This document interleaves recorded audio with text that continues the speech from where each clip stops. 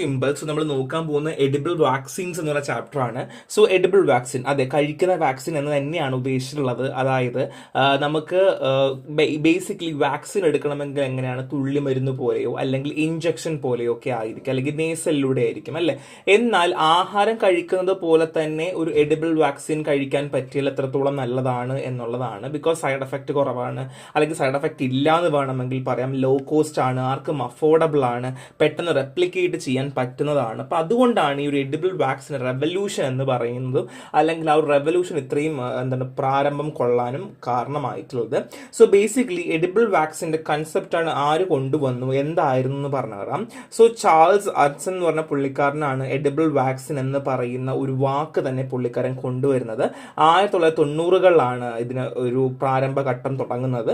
Food അല്ലെങ്കിൽ plant അല്ലെങ്കിൽ vitamin, protein അല്ലെങ്കിൽ അതർ നറിഷ്മെന്റ്സുകൾ ഉണ്ടാവില്ലേ, അതെല്ലാം വാക്സിൻസ് ആയിട്ട് ആക്ട് ചെയ്യുക എന്നുള്ളതായിരുന്നു ഇതിന്റെ ഒരു ബേസിക് ആയിട്ടൊരു പ്രിൻസിപ്പിൾ എന്ന് പറഞ്ഞാൽ.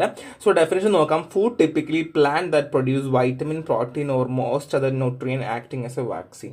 സോ പ്ലാന്റ് പ്രൊഡ്യൂസ് ചെയ്യുന്ന വൈറ്റമിൻസും പ്രോട്ടീൻസും നറിഷ്മെന്റും ഇല്ല, ഇതൊക്കെ തന്നെയാണ് വാക്സിൻസ് ആയിട്ട് ആക്ട് ചെയ്യുക എന്നുള്ളൊരു കൺസെപ്റ്റിലാണ് വന്നത്.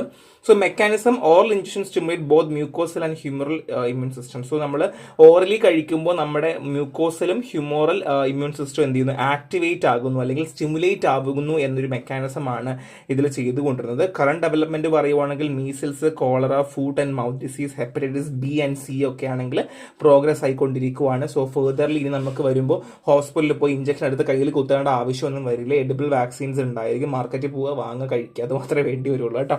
സോ അങ്ങനെ ഒരു കൺസെപ്റ്റിലേക്ക് മാറും. സോ പ്ലാന്റ് തന്നെ, അല്ലെങ്കിൽ പ്ലാന്റിന്റെ ഒരു ബൈ പ്രൊഡക്റ്റ് ആയിട്ടുള്ള വൈറ്റമിൻസ്, പ്രോട്ടീൻസ് ഒക്കെ തന്നെ നമുക്ക് എന്ത് ചെയ്യുന്നു, എഡിബിൾ വാക്സിൻസ് ആയിട്ട് ആക്ട് ചെയ്യുന്ന രീതിയിലേക്ക് മാറുന്ന ഒരു കൺസെപ്റ്റ് ആണ് ബേസിക്കലി എഡിബിൾ വാക്സിൻ കൊണ്ട് ഉദ്ദേശിക്കുന്നത്.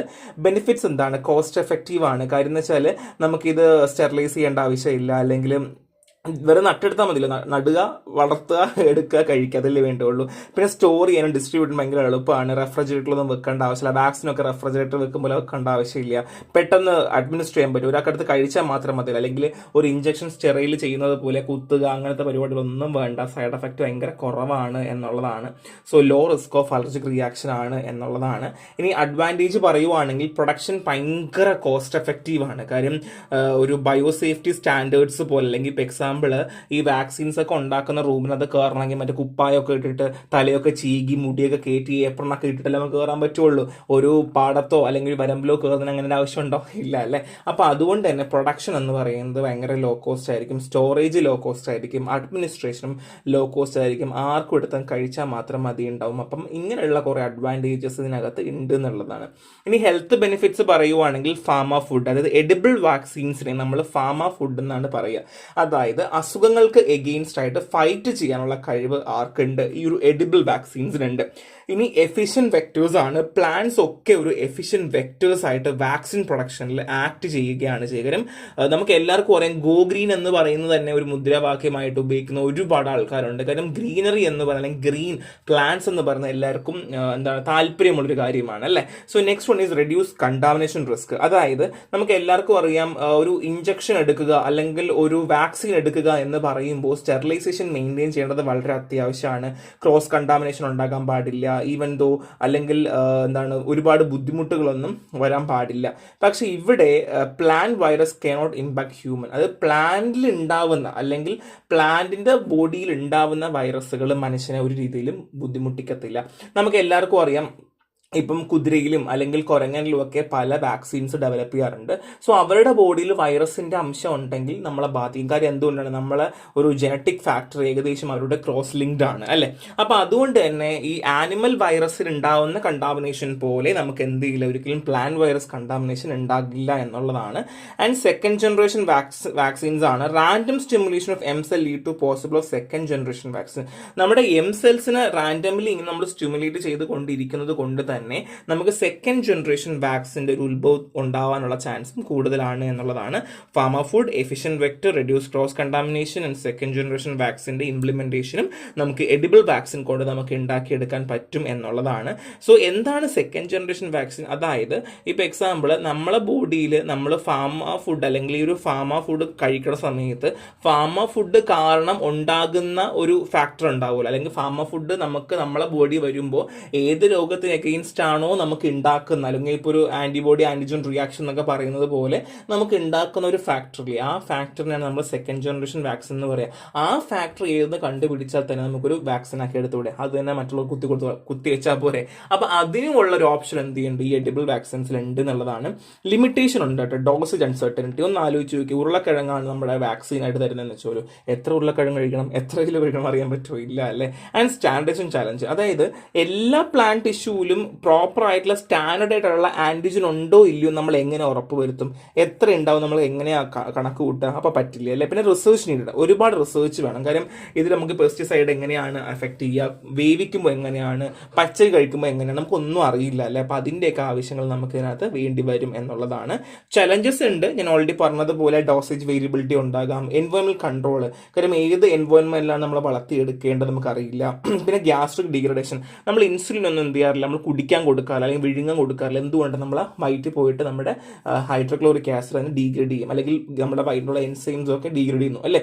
അപ്പൊ അതുകൊണ്ട് തന്നെ നമ്മൾ ഈ എഡിബിൾ വാക്സിൻ കഴിക്കുമ്പോൾ അത് വയറ്റിൽ പോയി ഡീഗ്രേഡ് ആവുമോ? ഈ ഡീഗ്രേഡ് ആവുന്നത് കൊണ്ടാണല്ലോ നമ്മൾ വാക്സിൻസ് കുത്തുവെക്കുന്നത് അല്ലേ. അപ്പോൾ അങ്ങനത്തെ ഒരു പ്രശ്നം ഉണ്ടോ ഇല്ല നമുക്കറിയില്ല. പിന്നെ ഗ്ലൈക്കോസിലേഷൻ ഡിഫറൻസ്, അതായത് ഓരോ ആൾക്കാരിലും ഓരോ ബിഹേവിയർ അല്ലെങ്കിൽ ഓരോ രീതിയിലാണ് ഗ്ലൈക്കോസിലേഷൻ നടക്കുന്നത് അല്ലേ. അപ്പോൾ അതുകൊണ്ട് തന്നെ നമ്മൾ ഈ ഒരു വാക്സിൻ കൊടുത്തു കഴിയുമ്പോൾ ഓരോ ആൾക്കാരിലും എങ്ങനെയായിരിക്കും അത് എഫക്റ്റ് ചെയ്യുക എന്നുള്ളതിനെ പറ്റി നമുക്കൊരു ഐഡിയ ഇല്ല. അപ്പോൾ അതുകൊണ്ട് തന്നെ അതും ഡിഫറൻ്റ് ആയിട്ട് വരുന്നുള്ളതാണ്. ഇനി പ്രൊഡക്ഷൻ ഓഫ് എഡിബിൾ വാക്സിൻ എങ്ങനെയാണ്? The first one is antigen identification. നമുക്ക് ഏത് ആന്റിജൻ ആണ് വേണ്ടത്, അല്ലെങ്കിൽ ഏത് പാത്തോജൻ എഗെയിൻസ്റ്റ് ആയിട്ടുള്ള ആന്റിജൻ ആണ് ഉണ്ടാക്കേണ്ടതെന്നുള്ളത് നമ്മൾ ആദ്യം തിരഞ്ഞെടുക്കുക. പിന്നെ ജീൻ ക്ലോണിംഗ് ആണ്, clone antigen gene into vector. അതായത് നമുക്ക് ഏതാണോ, അല്ലെങ്കിൽ നമ്മൾ നേരത്തെ പറഞ്ഞ പ്ലാന്റ് വെക്ടർ പറഞ്ഞല്ലോ, അപ്പോൾ ഏത് പ്ലാന്റ് ആണോ വേണ്ടത്, ഇപ്പോൾ എക്സാമ്പിൾ അഗ്രോ ബാക്ടീരിയം ടുമിഫേസീനെയാണ് എടുത്തിട്ടുള്ളത് നമ്മൾ. അപ്പോൾ ഏത് വെക്ടറിലേക്കാണോ നിങ്ങൾക്ക് ജീനിനെ ക്ലോൺ ചെയ്യേണ്ടത് ആ ജീനിനെ അതിലേക്ക് എന്ത് ചെയ്യുക, ക്ലോൺ ചെയ്യുക. ആൻഡ് ജീനോം ഇൻസേർഷൻ ആണ്, insert pathogen sequence into plant genome. അതിനുശേഷം പ്ലാന്റിന്റെ ജീനോമിൽ എന്ത് ചെയ്യുക, നമ്മൾ പാത്തോജന്റെ സീക്വൻസ് എന്ത് ചെയ്യുക, നമ്മൾ ഇൻസേർട്ട് ചെയ്യുക. ആൻഡ് പ്ലാന്റ് പ്രൊപ്പഗേഷൻ ആണ്. പിന്നെ സാധാരണ പ്ലാന്റ് വളർത്തിയെടുക്കുന്നത് പോലെ വളർത്തിയെടുക്കുക എന്നുള്ളതാണ്. ഫസ്റ്റ് വൺ നമ്മൾ ആന്റിജൻ ഐഡന്റിഫൈ ചെയ്യുക, പിന്നെ ജീനിനെ ക്ലോണിനെ ആന്റിജൻ എന്ത് ചെയ്യുക, ട്രാൻസ്ഫർ ചെയ്യുക വെക്ടറിലേക്ക്. അതിനുശേഷം ജീനോമിന്റെ ഇൻസേർഷൻ നടത്തുക, എന്ത് ചെയ്യുക, insert pathogen sequence into plant genome. പ്ലാന്റിന്റെ ജീനോമിലേക്ക് എന്ത് ചെയ്യുക, നമ്മൾ ഇൻസേർഷൻ നടത്തുക എന്നുള്ളതാണ്. ആൻഡ് പ്ലാന്റിനെ പ്രൊപ്പഗേറ്റ് ചെയ്യുക എന്നുള്ളതാണ്. ഒരു സംശയം ഉണ്ടാവും, എന്താണ് ഈ അഗ്രോബാക്ടീരിയം ടൂമിഫേസിയ എന്ന് പറഞ്ഞുതരാം. സോ ബേസിക്കലി അഗ്രോബാക്ടീരിയം ടൂമിഫേസിയ എന്ന് പറയുന്നത് ഒരു ബാക്ടീരിയ ജീനോമാണ്. സോ ഇതിന് നമ്മുടെ പ്ലാന്റ്സിന്റെ ഉള്ളിലേക്ക് ജനറ്റിക് മെറ്റീരിയലിനെ കയറ്റാനുള്ള അല്ലെങ്കിൽ ഇംപ്ലിമെന്റ് ചെയ്യാനുള്ള ഒരു കഴിവുണ്ട്. അപ്പൊ അതുകൊണ്ട് തന്നെ നമ്മൾ ആദ്യം ചെയ്യുന്നത് എന്താണ്, ക്ലോൺ ആന്റിജൻ നമ്മുടെ ഈ വെക്ടർ ബോഡി, അതായത് അഗ്രോബാക്ടീരിയം ടൂമിഫേസിയയ്ക്ക് ഉള്ളിലേക്ക് നമ്മൾ ചെയ്തതിന് ശേഷമാണ് നമ്മൾ ഈ ജീനോമിനെ നമ്മൾ അകത്തേക്ക് ആഡ് ചെയ്യുന്നത് കേട്ടോ. സോ അതുകൊണ്ട് ഫസ്റ്റ് ഓഫ് ഓൾ നമ്മൾ വെക്ടറായിട്ട് ഉപയോഗിക്കുന്നത് അഗ്രോബാക്ടീരിയം ടൂമിഫേസിയനെയാണ് ഉപയോഗിക്കുന്നത്. അപ്പോൾ ജസ്റ്റ് മനസ്സിൽ വെച്ചിരിക്കുക. സോ ഞാൻ ജസ്റ്റ് പറഞ്ഞു എന്നുള്ളതേ ഉള്ളൂ, നമുക്ക് അത്രയും ഡീറ്റെയിൽ ആയിട്ട് പോകേണ്ട ആവശ്യം നമുക്ക് വരുന്നില്ല. So next one is technique for edible vaccine production ആണ്. എങ്ങനെ ചെയ്യാം? The first one is stable transformation ആണ്, permanent change in recipient cell gene transgene integrate into host plant genome. So ഇത് നമ്മൾ പെർമനന്റ് ചേഞ്ച് തന്നെ ചെയ്യുകയാണ് ചെയ്യുന്നത്. ഈ റെസിപ്പിയന്റിന്റെ സെൽ ജീൻസ് ഉണ്ടാവുമല്ലോ, അതിനകത്ത് നമ്മൾ എന്ത് ചെയ്യുന്നു, നമ്മൾ പെർമനന്റ് ആയിട്ട് ചേഞ്ച് വരുത്തിക്കൊണ്ട് നമ്മൾ ഹോസ്റ്റ് പ്ലാന്റ് ജീനോമിനെ ഇന്റഗ്രേറ്റ് ചെയ്യുന്ന രീതിയാണ് സ്റ്റേബിൾ ട്രാൻസ്ഫോം. രണ്ട് ട്രാൻസിയന്റ് ട്രാൻസ്ഫോം ആണ്. ഇവിടെ Agrobacterium tumefaciens to integrate exogenous gene into tDNA that infect vegetable tissue. അതായത് ഞാൻ ഓൾറെഡി പറഞ്ഞു, ഈ അഗ്രോബാക്ടീരിയം ടൂമിഫേസിയ എന്ന് പറയുന്ന ഈ ഒരു സാധനത്തിലേക്ക് നമ്മൾ എന്ത് ചെയ്യും, നമ്മൾ ജീൻസിനെ ഇന്റഗ്രേറ്റ് ചെയ്തതിനു ശേഷം നമ്മുടെ വെജിറ്റബിൾ ടിഷ്യൂ, അതായത് ഇപ്പോൾ എക്സാമ്പിൾ അഗ്രോബാക്ടീരിയം ഇതാണെന്ന് വെച്ചോ, ഇതിനകത്ത് നമ്മൾ എന്ത് ചെയ്യുന്നു, ട്രാൻസ്ഫർ ചെയ്യുന്നു, ജീനെ ട്രാൻസ്ഫർ ചെയ്യുന്നു. ഇതുകൊണ്ട് നമ്മുടെ ഈ പ്ലാന്റ് പ്ലാന്റിലേക്ക് നമ്മൾ അഫക്റ്റ് ചെയ്യിപ്പിക്കുന്നു. അപ്പോൾ ഈ ഒരു അഗ്രോ ബാക്ടീരിയത്തിന് നമ്മുടെ ഈ പ്ലാന്റിനെ അഫക്റ്റ് ചെയ്യാനും പ്ലാന്റിന്റെ DNA മാറ്റം വരുത്താനും കഴിവുണ്ട് എന്നുള്ളതാണ്.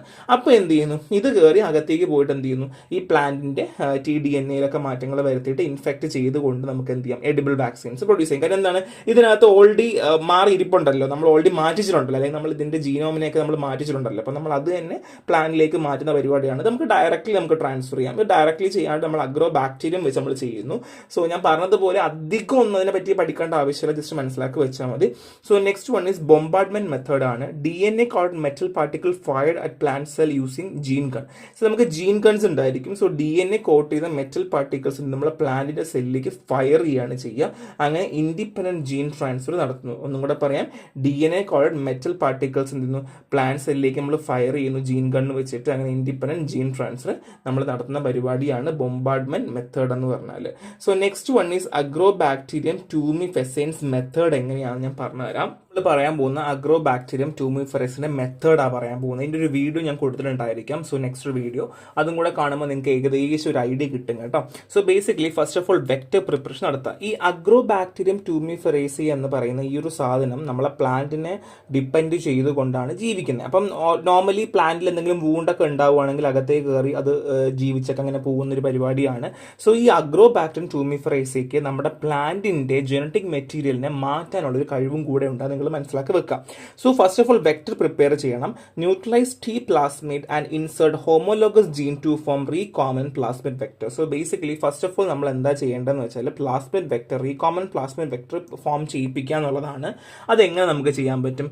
TI പ്ലാസ്മിഡിനെ ന്യൂട്രലൈസ് ചെയ്തിട്ട് ആൻഡ് ഇൻസേർട്ട് ഹെട്രോലോഗസ് ജീൻ നമുക്ക് ആവശ്യമായിട്ടുള്ള ജീനെ നമ്മൾ എന്ത് ചെയ്യുക, നമ്മൾ അതിലേക്ക് ആഡ് ചെയ്യുക എന്നുള്ളതാണ്. പിന്നെ സ്ട്രെയിൻ ട്രാൻസ്ഫോം ചെയ്യണം. Transform vector into desired strain using bacterium gene. So basically bacterium gene വെച്ചുകൊണ്ട് നമുക്ക് ആവശ്യമുള്ള സ്ട്രെയിൻ, നമുക്ക് ഡിസൈർ ആയ സ്ട്രെയിൻ നമ്മൾ എന്ത് ചെയ്യുക, ട്രാൻസ്ഫോം ചെയ്യുക, വെക്ടറിലേക്ക് ട്രാൻസ്ഫോം ചെയ്യുക. അതിനുശേഷം എന്ത് ചെയ്യുക, transfer and integrate into host plant DNA by homologous recombination. So നമ്മൾ ഓൾറെഡി നമ്മൾ റീകോമിനൻറ്റ് ചെയ്ത് വെച്ചിട്ടുണ്ട്. അപ്പോൾ നമ്മൾ ട്രാൻസ്ഫർ ചെയ്തിട്ട് ഹോസ്റ്റ് പ്ലാന്റ് ജീനോമിലേക്ക് എന്ത് ചെയ്യുക, നമ്മൾ ഇന്റഗ്രേറ്റ് ചെയ്തുകൊണ്ട് എന്ത് ചെയ്യുക, DNA ബൈ ഹോമോലോഗസ് റീകോമിനേഷൻ വഴി നമ്മൾ ചെയ്യുക. പ്ലാന്റ് ഗ്രോത്ത് ചെയ്യുന്നു, പിന്നെ പ്ലാന്റ് വളർത്തിയെടുക്കുന്നു. ഈ ഒരു പരിപാടിയാണ് നമ്മൾ ചെയ്യുക. The first one is vector prepare ചെയ്യുക, സ്ട്രെയിനെ ട്രാൻസ്ഫോം ചെയ്യുക. പിന്നെ ജീനെ സ്ട്രെയിൻ ട്രാൻസ്ഫോം ചെയ്താൽ മാത്രം പോരാ, പിന്നെ നമ്മൾ എന്തിനാ ജീനെ നമ്മൾ ട്രാൻസ്ഫോം ചെയ്യേണ്ട ആവശ്യമുണ്ട്. പിന്നെ പ്ലാന്റ് ഗ്രോത്ത് ചെയ്യിപ്പിക്കുക എന്നുള്ളതാണ്. ഇതിനൊരു വീഡിയോ കൂടെ കൊടുത്തിട്ടുണ്ട്. അപ്പോൾ നിങ്ങൾക്ക് അത് കാണുമ്പോൾ ഏകദേശം ഒരു ക്ലിയർ ഐഡിയ കിട്ടും കേട്ടോ, എങ്ങനെയാണ് ചെയ്യേണ്ടതെന്നുള്ളൊരു ഐഡിയയും കൂടെ നിങ്ങൾക്ക് കിട്ടും. ഒന്നും കൂടെ ഇത് എങ്ങനെയാണ് നടക്കുക എന്നുള്ളത് ഒരിക്കൽ കൂടെ പറഞ്ഞുതരാം. So first one is vector preparation. നമ്മൾ വെക്ടർ പ്രിപ്പയർ ചെയ്യേണ്ട ആവശ്യമുണ്ട്. So neutralize TI plasmid and insert heterologous gene to form recombinant plasmid vector. So first one നമ്മൾ റീകോമിനന്റ് പ്ലാസ്മിഡ് വെക്ടർ ഉണ്ടാക്കി എടുക്കുക എന്നുള്ളതാണ്. സോ ന്യൂട്രലൈസ്ഡ് ആയിട്ടുള്ള TI പ്ലാസ്മിഡിനെ നമ്മൾ എന്ത് ചെയ്യുക, ഇൻസേർട്ട് ഹെട്രോലോഗസ് ജീനിലേക്ക് എന്ത് ചെയ്യുന്നു, TI പ്ലാസ്മിഡിനെ ന്യൂട്രലൈസ് ചെയ്ത് ഇൻസേർട്ട് ചെയ്യുവാണ്. അപ്പോൾ നമുക്ക് എന്ത് കിട്ടുന്നു, പ്ലാസ്മിഡ് വെക്ടർ കിട്ടുന്നു. അല്ലെങ്കിൽ നിങ്ങൾ ഇത്ര എഴുതുക, first of all we are going for recombinanting the plasmid vector എന്ന് ഫസ്റ്റ് ഓഫ് ഓൾ ഒരു പോയിന്റ് എഴുതിയാലും മതി. അതിനുശേഷം സ്ട്രെയിൻ ട്രാൻസ്ഫോം നടത്തുവാണ്. Transform vector into desire strain using bacterium virulence gene. So ബാക്ടറിയുടെ വെരിക്കുലസ് ജീൻ കൊണ്ട് നമ്മൾ എന്ത് ചെയ്യുന്നു, ഈ ഒരു നമുക്ക് ഡിസൈർ ആയ സ്ട്രെയിൻ നമ്മൾ എന്ത് ചെയ്യുന്നു, വെക്ടറിലേക്ക്, ഇപ്പോൾ എക്സാമ്പിൾ നമുക്കൊരു പ്ലാന്റ് സെൽ വെക്ടർ ഉണ്ടെങ്കിൽ അതിലേക്ക് നമ്മൾ ട്രാൻസ്ഫർ ചെയ്യുന്നു. അപ്പം നമ്മളതിൽ പ്ലാസ്മിഡ് വെക്ടർ ഉണ്ട്, നമ്മളത് ബാക്ടീരിയം വെച്ചിട്ട് നമ്മൾ എന്ത് ചെയ്യുന്നു, ട്രാൻസ്ഫർ ചെയ്തു. ആൻഡ് ജീൻ ട്രാൻസ്ഫർ ആണ്. Transfer and integrate into host plant genome DNA by homologous recombinants. So നമ്മൾ ഹോമോലോഗസ് റീകോംബിനൻറ്റ് വെച്ച് നമ്മൾ എന്ത് ചെയ്യുന്നു, ഈ ഒരു DNAയുടെ ജീനോമിനെ നമ്മൾ ഹോസ്റ്റ് പ്ലാന്റ് സെല്ലിലേക്ക് മാറ്റുന്നു. എന്ത് ചെയ്യുന്നു, ഹോസ്റ്റ് പ്ലാന്റ് സെല്ലിലേക്ക് നമ്മൾ എന്ത് ചെയ്യുന്നു, മാറ്റിയെടുക്കുകയാണ് ചെയ്യുക. ആൻഡ് പ്ലാന്റ് ഗ്രോ ചെയ്തെടുക്കുന്നു എന്നുള്ള പരിപാടിയാണ് കേട്ടോ. ഇത്രയേ ഉള്ളൂ, ഒരു സിമ്പിളാണ്. നമ്മൾ ആദ്യം വെക്ടർ പ്രിപ്പയർ ആണ്. കാരണം നമുക്ക് വെക്ടർ എന്ന് വെച്ചാൽ നമ്മൾ ഏത് മോഡിൽ കൂടെ നമ്മൾ അയക്കുക, അല്ലെങ്കിൽ നമ്മൾ ഏത് മോഡിൽ കൂടെ പ്ലാന്റിലേക്ക് എത്തിക്കുക എന്നുള്ളത് നമ്മൾ ആദ്യം അറിയണം. സോ നമ്മൾ ബേസിക്കലി അഗ്രോ ബാക്ടീരിയം ആണ് നമ്മൾ ചെയ്യുന്നത്. അതിൽ നമ്മൾ റീകോമൻ പ്ലാസ്മിഡ് വെക്ടർ ഉണ്ടാക്കി എടുക്കുന്നു. അതാണ് നമ്മൾ ട്രാൻസ്ഫർ ചെയ്യാൻ പോകുന്നത്. പിന്നെ നമ്മൾ എന്ത് ചെയ്യുന്നു, ബാക്ടീരിയം വെച്ചിട്ട് നമ്മൾ എന്ത് ചെയ്യുന്നു, ഡിസൈർ സ്ട്രെയിൻസിനെ നമ്മൾ വെക്ടറിലേക്ക് ട്രാൻസ്ഫോം വെക്ടർ ഇൻറ്റു ഡിസൈർ സ്ട്രെയിനിലേക്ക് മാറ്റുന്നു. സോ വെക്ടർ ആണല്ലോ ഇത് എടുത്തുകൊണ്ട് പോകുന്നത്. അപ്പം അത് വെക്ടർ എന്ന് വെച്ചാൽ നമുക്ക് ഇവിടെ അഗ്രോ ബാക്ടീരിയം ടൂമിഫറസ് ഉണ്ടല്ലോ, അത് വെച്ച് നമ്മൾ ചെയ്യുന്നത് അല്ലേ. സോ ജീൻ ട്രാൻസ്ഫർ ചെയ്യുന്നു ആൻഡ് പ്ലാന്റ് ഗ്രോത്ത് ഉണ്ടാക്കുന്നു എന്നുള്ള പരിപാടി നമ്മൾ ചെയ്യുന്നത്. സോ എഡിബിൾ വാക്സിൻ ഡെവലപ്മെന്റിന്റെ കുറച്ച് കാര്യങ്ങൾ ഇപ്പം സ്റ്റേജ് ഓഫ് ഡെവലപ്മെന്റ് എവിടെ ആയിട്ടുണ്ട്, എത്രയൊക്കെ കൊടുത്തിട്ടുണ്ട്. സോ നിങ്ങൾക്ക് പറ്റുന്നതൊക്കെ നോക്കി വെക്കുക. ബിക്കോസ് നന്നായിരിക്കും, കാര്യം നമ്മൾ 2-3 കാര്യങ്ങളൊക്കെ എക്സ്ട്രാ എഴുതി വെക്കുമ്പോൾ നന്നായിരിക്കും എന്നുള്ളതാണ്. സോ ഹ്യൂമൻ ക്ലിനിക്കൽ ട്രയൽസ് നടന്നുകൊണ്ടിരിക്കുകയാണ്. അത് കോളറ സ്റ്റഡി നടക്കുന്നുണ്ട്, hepatitis B potato vaccine booster നടക്കുന്നുണ്ട്. ഇമ്മ്യൂൺ റെസ്പോൺസിന്റെ റിസൾട്ട് 95% വോളണ്ടറിലി ഇമ്മ്യൂൺ റെസ്പോൺസ് കാണിക്കുന്നുണ്ട് എന്നുള്ളതാണ്. സോ ജസ്റ്റ് നോക്കി വെച്ചാൽ ഇത് അത്ര വലിയ ഇമ്പോർട്ടൻ്റ് ആയ സംഭവങ്ങളൊന്നും അല്ല. കാരണം എന്ന് വെച്ചാൽ നമുക്ക് അങ്ങനെ ഒരു എക്സാമ്പിൾ ടൈപ്പ് ഓഫ് ചോദിക്കത്തില്ല, പക്ഷെ 2-3 എക്സാമ്പിൾസ് നിങ്ങൾക്ക് നന്നായിരിക്കും എന്നുള്ളതാണ്. ഇനി നെക്സ്റ്റ് വരുന്ന 2 പോയിന്റും ജസ്റ്റ് എക്സ്ട്രാ ആണ്. Current availability and future edible vaccines എങ്ങനെ ആയിരിക്കും എന്നുള്ളതിന്റെ കുറച്ചൊരു ബ്രീഫിംഗ് ആണ്. സോ നിങ്ങൾ വായിച്ചാൽ മാത്രം മതി. നമുക്ക് ബേസിക്കലി ഇത്രയും മാത്രമേ അറിയേണ്ടുള്ളൂ. നമുക്ക് ഈ ഒരു അഗ്രോ ബാക്ടീരിയം ട്യൂമിഫറേസിന്റെ മെത്തേഡ് വരെ നമുക്ക് അറിയേണ്ട ആവശ്യമുള്ളൂ. ബാക്കി വരുന്ന എല്ലാം നിങ്ങൾക്ക് എക്സ്ട്രാ പോയിന്റ്സ് ആണ്. നിങ്ങൾക്ക് കുറച്ച് ഗ്യാസ് അടിക്കാൻ വേണ്ടി കണക്കാക്കിയിട്ട് അതിനുള്ള പോയിന്റ്സ് ആണ്. സോ ഉപയോഗിക്കാം. ഇത്രയേ ഉള്ളൂ. നമ്മൾ ബേസിക്കലി പ്ലാന്റ് ഉപയോഗിച്ചുകൊണ്ട് വാക്സിൻസ് പ്രിപ്പയർ ചെയ്യുന്ന രീതിയാണ് എന്നുള്ളത് മനസ്സിലാക്കി വെക്കുക. അതാണ് ബേസിക് പ്രിൻസിപ്പിൾ. അത് വെച്ചിട്ട് എഴുതാൻ മിക്കവാറും 5 മാർക്കിന് അല്ലെങ്കിൽ ഒരു 10 മാർക്കിന് ചോദിക്കാൻ ചാൻസ് ഉള്ള ഒരു ഭാഗമാണ്. സോ അത്രയും ഇമ്പോർട്ടൻസ് കൊടുത്ത് പഠിക്കുക. അപ്പം നെക്സ്റ്റ് കാണാം. Thank you.